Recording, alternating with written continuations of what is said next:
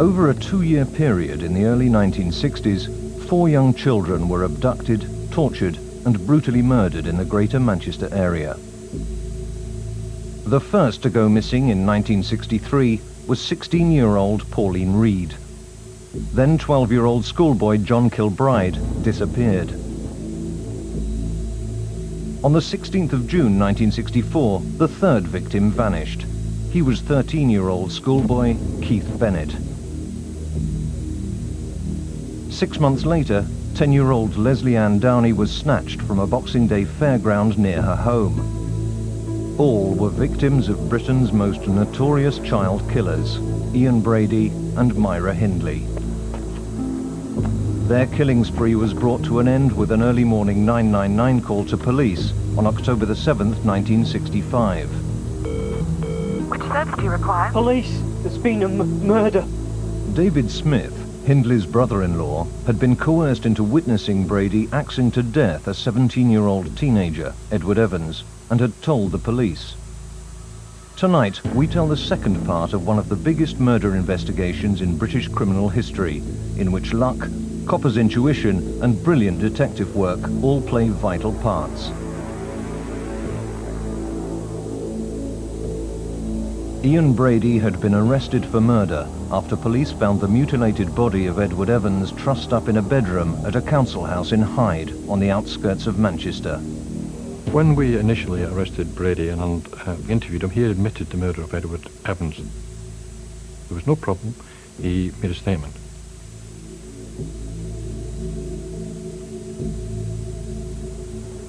Brady told police how he and Hindley had gone to Manchester to pick up a youth to satisfy his urge to kill.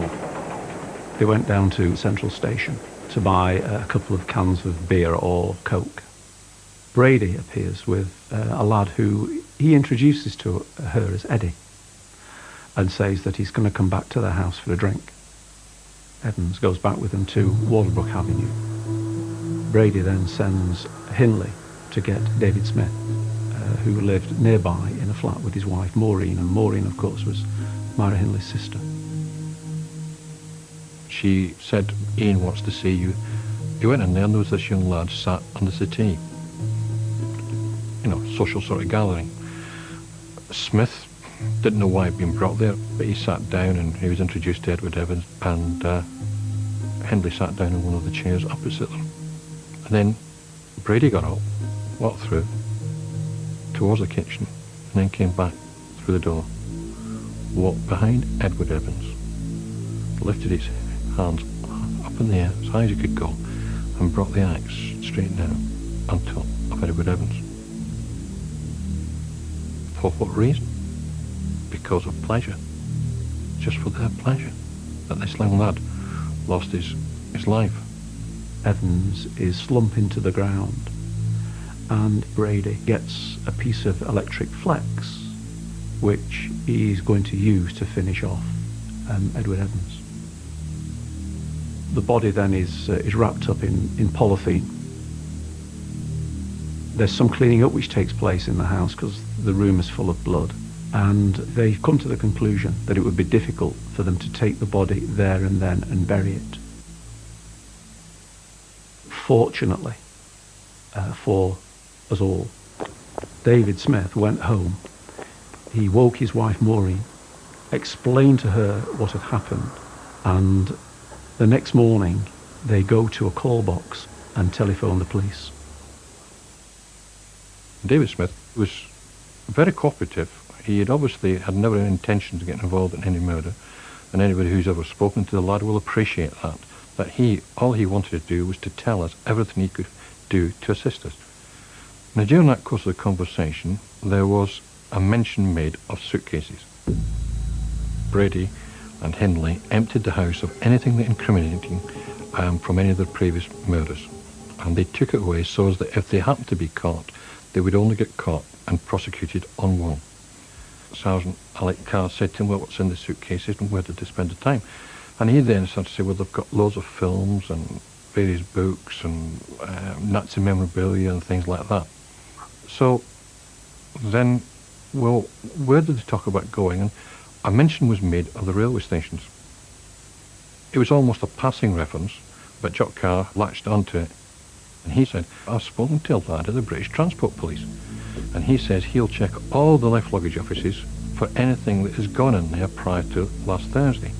So with a bit of luck, we may in actual fact find these suitcases that Smith is adamant that are there.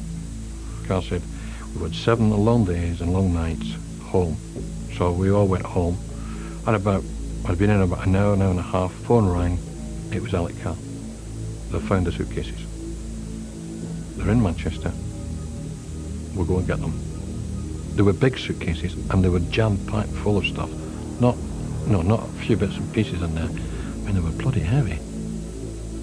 Obviously, the word had got out that we had got suitcases within the police network, and the phones rang, and by about 10 o'clock in the morning, I think every senior police officer in the northwest of England had descended on Hyde police station.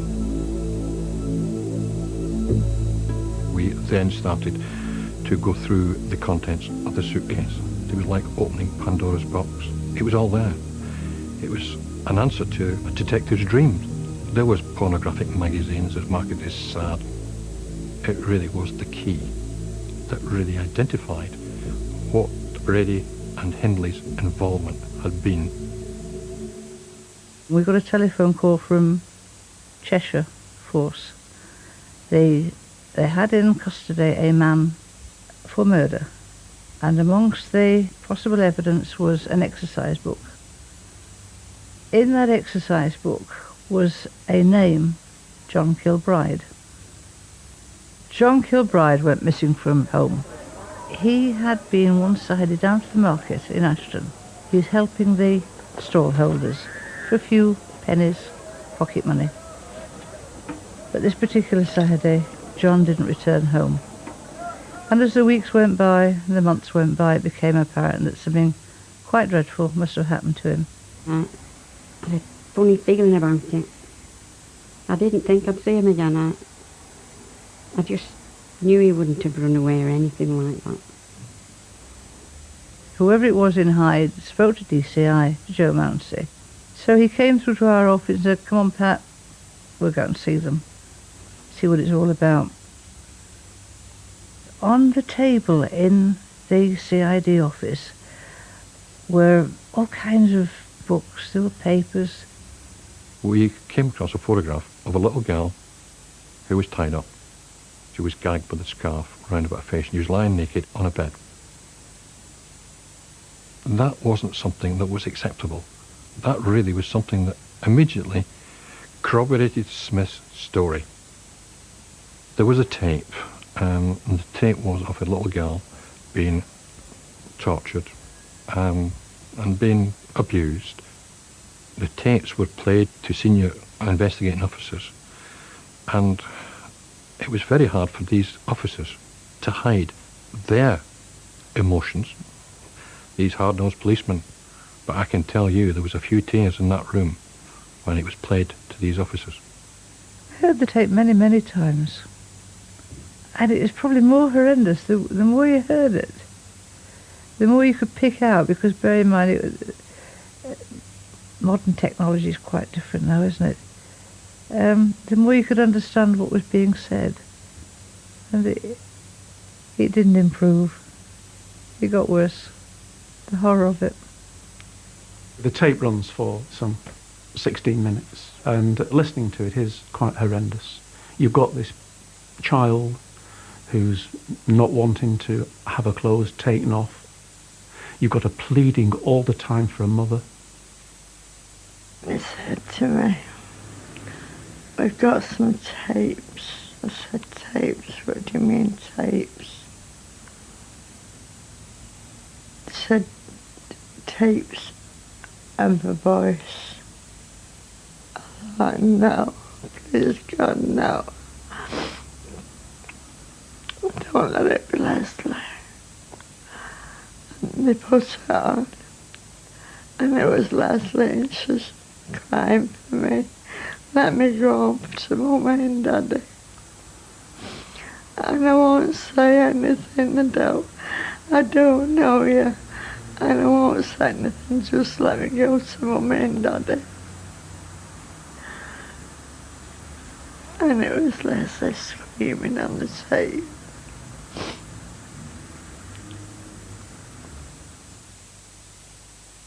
It is absolutely horrendous to listen to. It would move the hardest of people. And it very much shows the sort of callousness of Brady and Hindley and the way that they actually went about committing the murders that they were involved in. And she was clearly there and was telling the child to be quiet and to shut up. The child knows that something very serious is going to happen to her. She's begging, she's pleading. It didn't make any difference. They went ahead and did what they did. Joe said, there's more to this than a straight up and down Brady Evans murder. And from then on, he got his teeth into it and he wouldn't let go. He was like a terrier with a rat. He was wanting to get to the bottom of where these children had gone. And then, of course, when the photographs were found of various strange places, strange photographs, pieces on the moor, he spent hours and hours on the moors with Reg Elder, Mike Machida and various other officers trying to trace the exact location of these photographs.